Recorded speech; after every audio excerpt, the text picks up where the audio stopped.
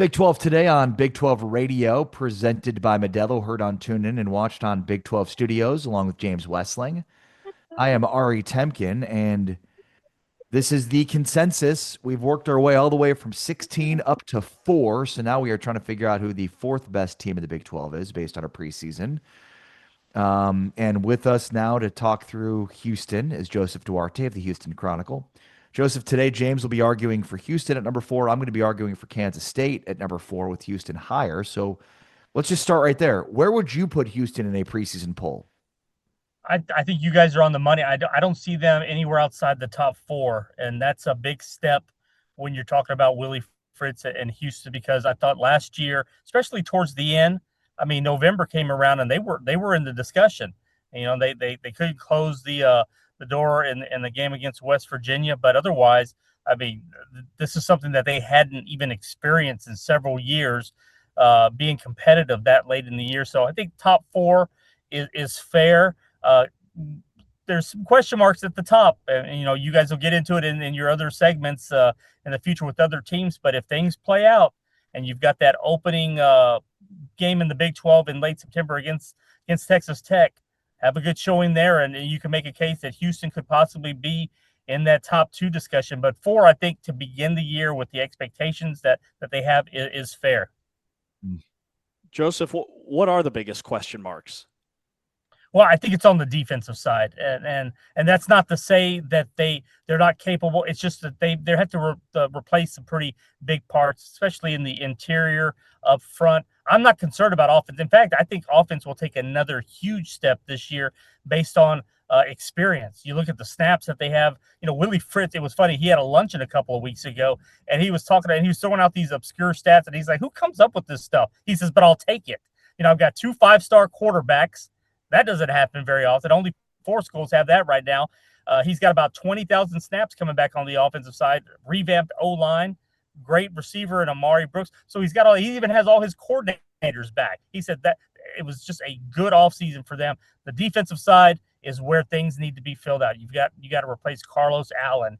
You have to wonder on the edge. Do you have pass rushers there? You got Ashton Porter from Oregon, but you lost Eddie Walls and guys like that. So to me, that front 7 is probably where the biggest question mark is, because secondary looks really good, but we've seen them go through the portal and do things, and I think once they figure things out defensively, I mean, this could be a really solid team. The middle of the season.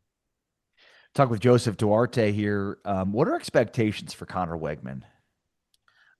Well, to take that next step, you look at last year, never was healthy at Texas A&M. Always was looking over his shoulder, and he put all that to rest last year. He showed that he is a capable option in the running game. He showed that the traits that made him a valuable quarterback coming out of high school, and I think just the new environment, the reset button, it all just worked out perfectly for them. They hit a home run in the portal when they got a quarterback of that quality to come into Houston. So now that you have him in year 2, there's no having to learn things or go over things. He knows the system. They know what they can get. And if he can stay healthy again, which really there's no indication that he won't, because he showed that shoulder is fine. His legs are fine. This could be another career type year for him. He almost had 3,000 yards last year. I think he tops that this year. I think he was close to 25, 26 touchdowns. He could be in that 30 range. So you get that kind of production with him throwing to arguably the top Big 12 receiver, or one of them, in Amari Thomas. That's a pretty exciting offense if you're Houston. Yeah, when you look at what they did last year, top 4 in the league in rushing offense, second most rushing attempts in the league. Do you see the offense leaning on Mekhi Hughes at running back, the transfer from Oregon, who was an All-American at Tulane, and then just what they've done on the offensive line? Or do you think it's more balanced where they do try to open up the passing game a little more?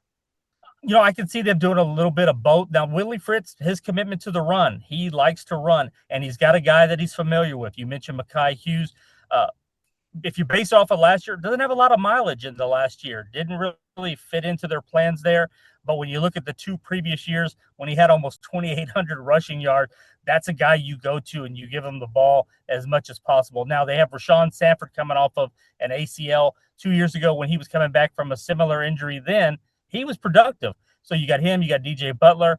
They say that they'll alternate backs, but I think if Mekhi Hughes just comes out and he's got you just give it to him and then you work the other pieces. Now on the flip side, they went out. They've got Trent Walker from Oregon State. He's going to be, I think, a really good receiver. They got Moose Takara.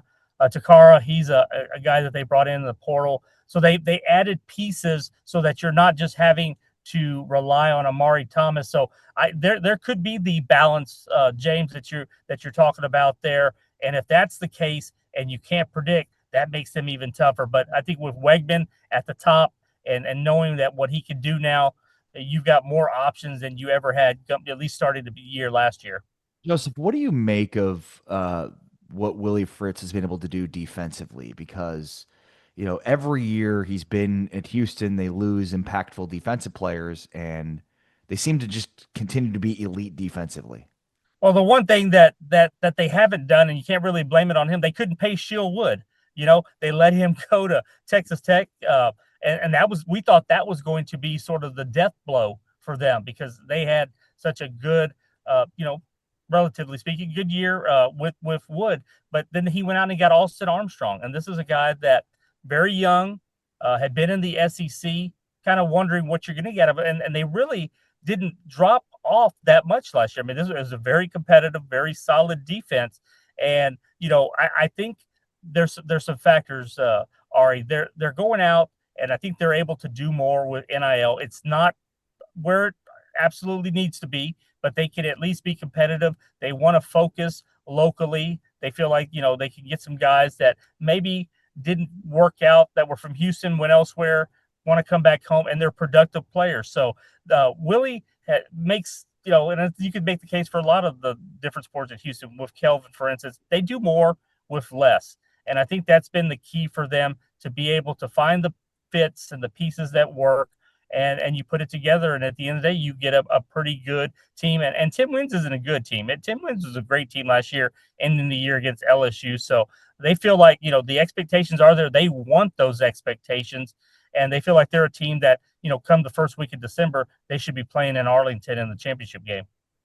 Yeah, with, last season and the 10 wins, this offseason, I've seen some publications that give them like a top 10 portal class.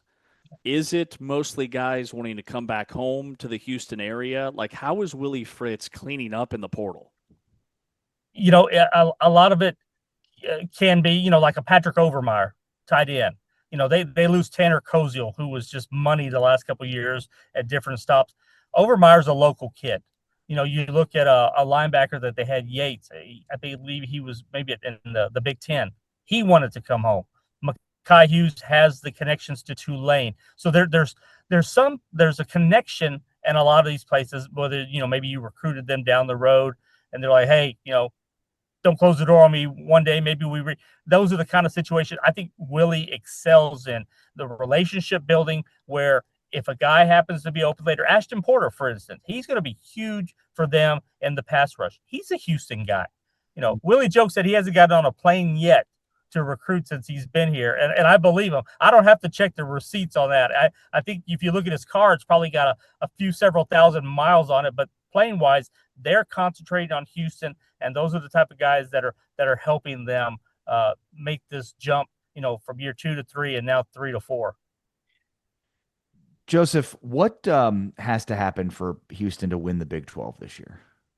Stay healthy. I mean, we saw last year, and that was sort of the key last year. They didn't lose any of the key parts, except for maybe, they had some O-line issues early on.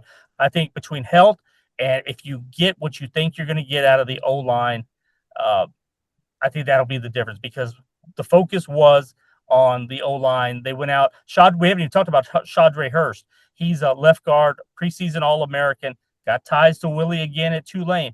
Strongest guy on the team. This guy will manhandle you. You have him at left guard. You have Anthony Boswell at center. You bring him in from the MAC, and then you have Drew Terrell at right tackle. Those are 3 new parts, but all 3 of them have significant snaps that they played elsewhere. And you throw that in with Alvin Eboselli and Mackenzie Agnello. Man, these names are getting harder to pronounce every year. You got those 5. And this could be, Willie thinks this is his best offensive line he's ever had anywhere. So if you have that protecting Wegman, watch out. So I'm trying to the new eligibility model, Joseph, the 5 for 5. I believe that starts right away. And I bring that up, yeah, current athletes and 2026 enrollees. Because what that means for Keyshawn Henderson is he can play in every game if they want him to. And right. he doesn't use a red shirt. So I guess with that, how much do you think we see him this season? That's been the offseason question. And, Willie's walked a fine line because, one, you've got an established quarterback. This isn't a situation, in their eyes at least, that you have some type of controversy. You have a competition going on. Connor Wegman's your guy.